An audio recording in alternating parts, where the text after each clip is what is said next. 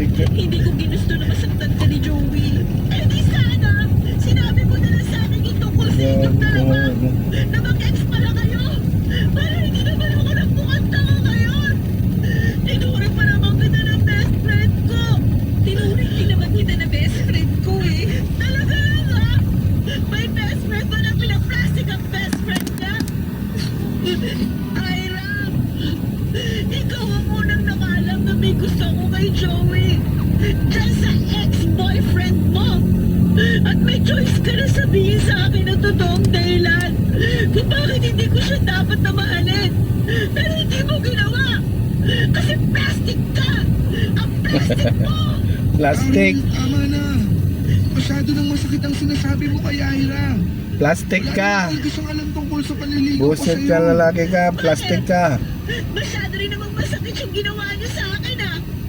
Tapos ngayon, pinagtutulungan niyo pa ako. Plastic talaga yan. Pinagtutulungan niyo akong lokohin at saktan. Napakasama ng ugali Buset niyo ka. pareho. Kung ano man yung problema ninyo, sana huwag na kayong Plastic magtamay ka ng talaga. ibang tao.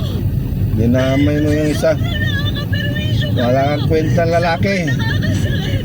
Yung Plastic. bullshit na relasyon niyong dalawa. Playboy.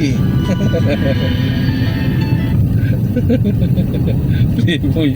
Plastic Playboy. At hindi masyadong palakausap sa ibang tao. Yun din ang naisip kong dahilan kung bakit wala akong masyadong mga kaibigan.